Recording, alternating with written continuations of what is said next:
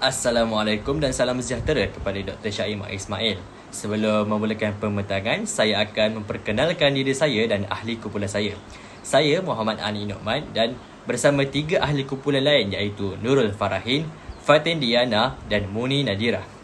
Kami dari kumpulan 8 dan hari ini kami akan membentangkan tentang isu sosial dan budaya rakyat Malaysia dalam tempoh Perintah Kawalan Pergerakan ataupun PKP dan hubungannya dengan etika bersosial dan berbudaya dalam pelbagai peradaban.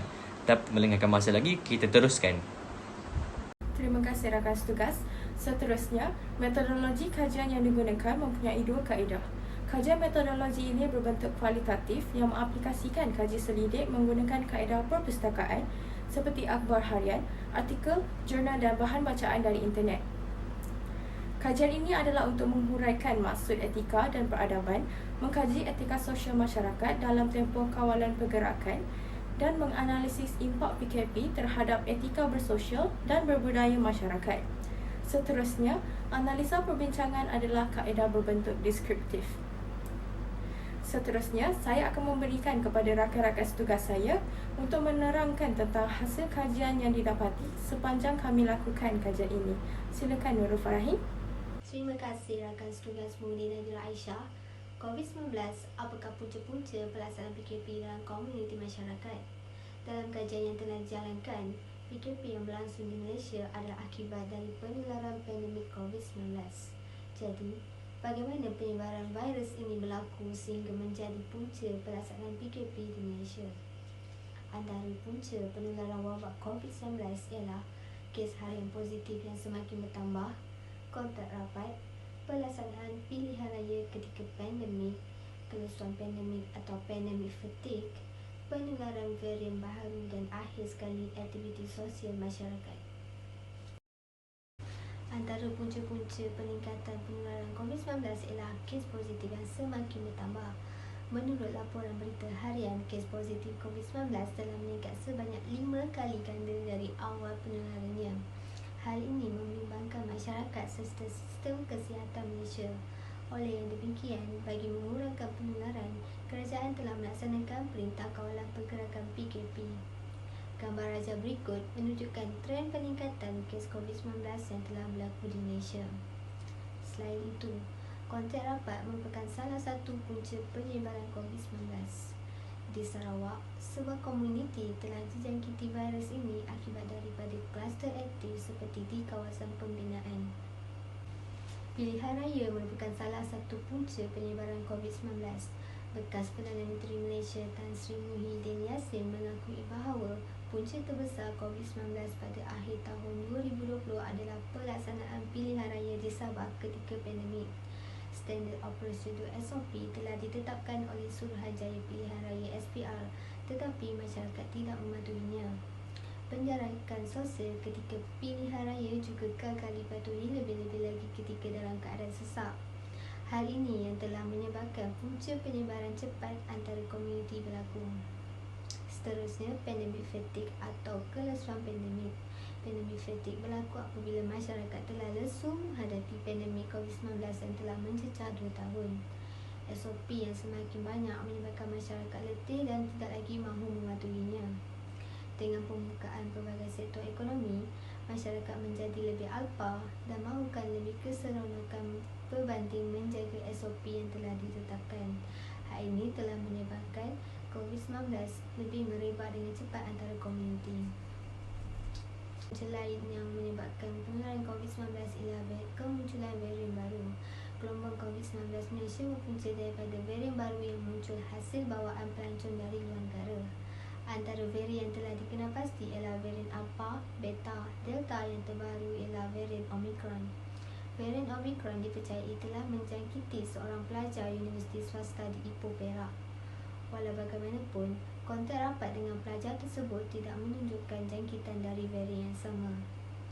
Varian Omicron ini mempunyai jumlah mutasi spike yang lebih tinggi berbanding varian lain. Varian-varian ini merupakan punca peningkatan kes di Malaysia.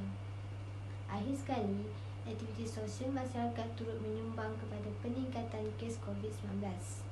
Majlis keramaian, majlis perkahwinan dan upacara adat seperti mencukur jambul telah menyebabkan kes COVID-19 di Kota Kinabalu, Sabah semakin meningkat. Terima kasih rakan tugas Nurul Farahi. Penularan wabak COVID-19 di negara ini telah bermula seawal 25 Januari selepas pelancong dari China yang memasuki tanah air dari Singapura yang disahkan menghidap wabak itu. Jumlah kes positif meningkat hampir 5 kali ganda dari 15 Mac 2020. Hal ini telah menimbulkan perimbangan oleh kerajaan di mana bilangan kes positif berkemungkinan berlaku lebih banyak peningkatan, di mana ia meningkat secara beransur-ansur jika tiada langkah berjaga-jaga diambil oleh pihak kerajaan. Oleh hal yang demikian, kajian ini dilakukan bagi mengenal pasti langkah yang telah dilakukan oleh kerajaan. Langkah pertama yang telah dilakukan oleh kerajaan adalah Perintah Kawalan Pergerakan iaitu PKP. Bekas Perdana Menteri Tan Sri Muhyiddin Yassin telah mengumumkan bahawa kerajaan telah memutuskan untuk melaksanakan Perintah Kawalan Pergerakan bermula 18 hingga 31 Mac pada tahun lalu. Pengumuman tersebut telah dilakukan pada 16 Mac 2020. Hal ini demikian kerana Malaysia telah memasuki fasa pembendungan akhir yang merekodkan kes positif COVID-19 sebanyak 553 kes, di mana majoriti adalah dalam kalangan kluster jemaah tabligh. Muhyiddin berkata, Perintah Kawalan selama 14 hari itu dibuat mengikut Akta Pencegahan dan Pengawalan Penyakit Berjangkit 1988 dan Akta Polis 1967. Menurut beliau lagi, Perintah Kawalan Pergerakan ini membabitkan pertamanya larangan menyeluruh pergerakan dan perhimpunan ramai di seluruh negara, termasuk aktiviti keagamaan, sukan, sosial dan budaya. Namun demikian, langkah ini diambil juga bertujuan untuk mengelakkan penyebaran wabak tersebut dan mengurangkan kes positif yang direkodkan. Langkah seterusnya yang dilakukan oleh pihak kerajaan adalah pelaksanaan Standard of Procedure (SOP). Pelaksanaan Standard of Procedure (SOP) asasnya adalah sebuah prosedur bagi memutuskan rantaian, lindungi diri dan laksanakan penguatkuasaan undang-undang yang lebih ketat. SOP pertama ialah penjarakan fizikal atau sosial dengan jarak 1 meter.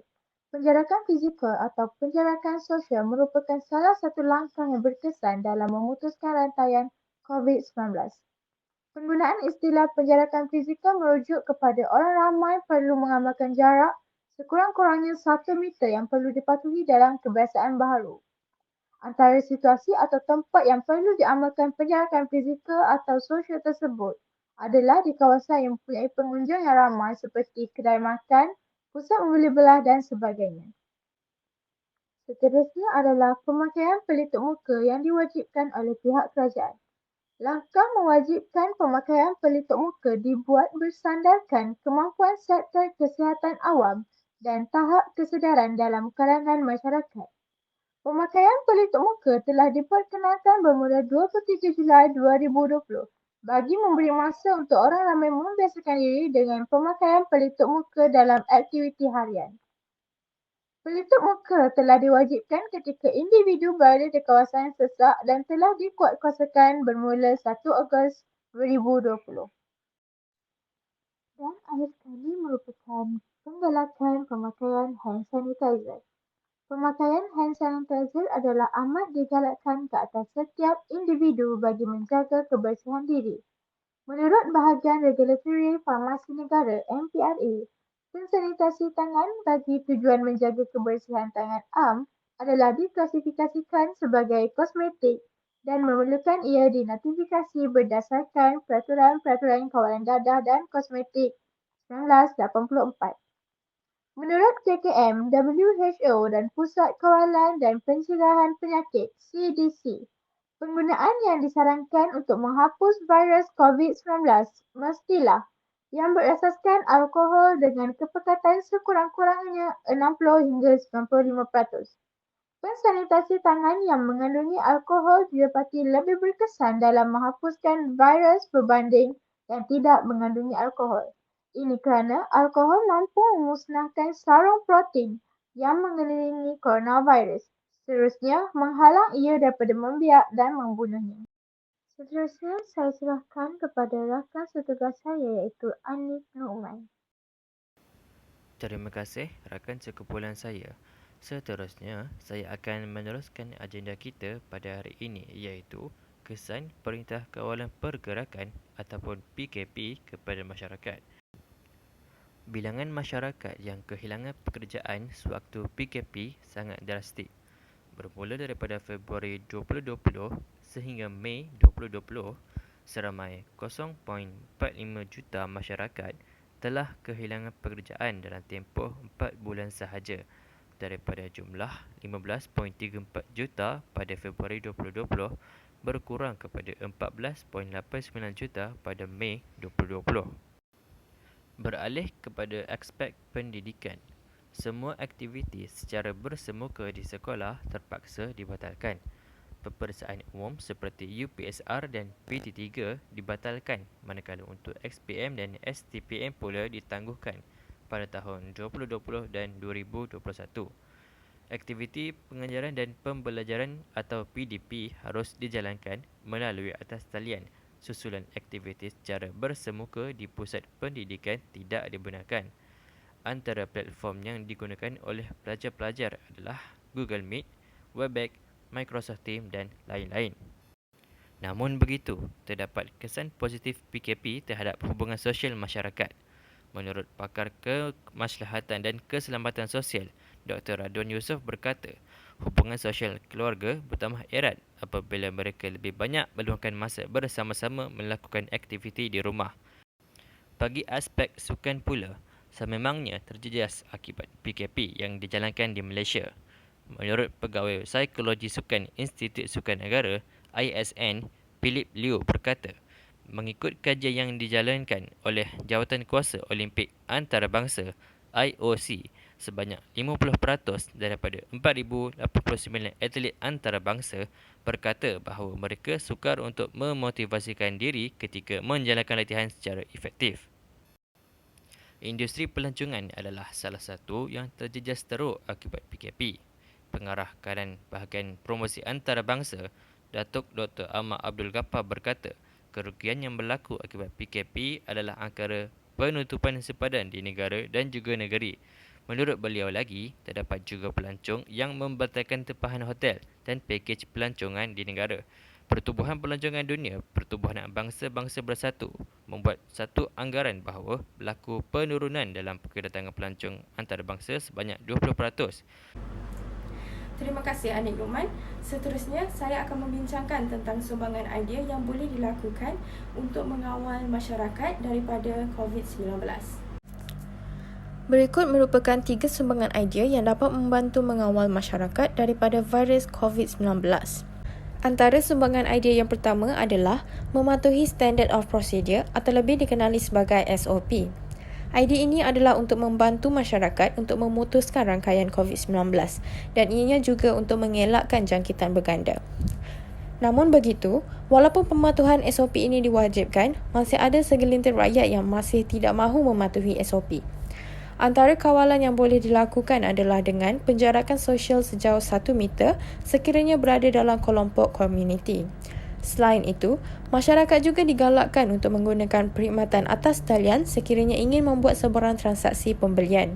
Pemilik kedai perlu diarahkan untuk menampal penanda jarak dan seterusnya mewajibkan pemakaian pelitup muka kepada semua bagi mengelakkan mereka terdedah dengan virus ini. Idea seterusnya, memberi bantuan makanan kepada golongan yang tidak berkemampuan ketika Perintah Kawalan Pergerakan. Terdapat ramai golongan yang kehilangan kerja dan hilang sumber pendapatan. Menurut akhbar berita harian, pandemik COVID-19 ini telah memberikan impak yang ketara ke atas kesihatan mental apabila jumlah kes bunuh diri sepanjang tahun lalu meningkat kepada 631 kes berbanding dengan 609 kes pada tahun 2019. Sumbangan idea yang akhir sekali, melaksanakan kempen atau webinar kepada pelajar sekolah tentang kepentingan mematuhi SOP. Pelajar sekolah, terutamanya pelajar sekolah rendah, perlu diberi kesedaran lebih awal supaya generasi ini dapat memahami kepentingan Standard of Procedure dalam menangani COVID-19. Ini bertujuan untuk mendidik mereka agar tidak mudah terpengaruh dengan golongan yang tidak bertanggungjawab. Akhir sekali, Dalam kempen atau webinar ini, mereka harus menggalakkan pelajar untuk mengambil vaksin. Seterusnya, saya berikan kepada rakan tugas Nurul Farahin untuk memberi kesimpulan tentang kajian ini. Silakan rakan tugas. Kesimpulannya, pandemik COVID-19 telah menjadi satu halangan untuk masyarakat hidup dalam keadaan yang selesa mengikut peradaban masing-masing. Perintah Kawalan Pergerakan PKP telah menubal etika dan peradaban serta rutin harian masyarakat. Masyarakat kini hidup dalam norma baru yang disarankan oleh pihak kerajaan. Malaysia kini berada dalam fasa endemik di mana virus COVID-19 tetap kekal dalam kelompok masyarakat. Oleh yang demikian, masyarakat harus menerima dan mematuhi kehidupan baru mereka serta menjalaninya mengikut peradaban dan etika yang baharu.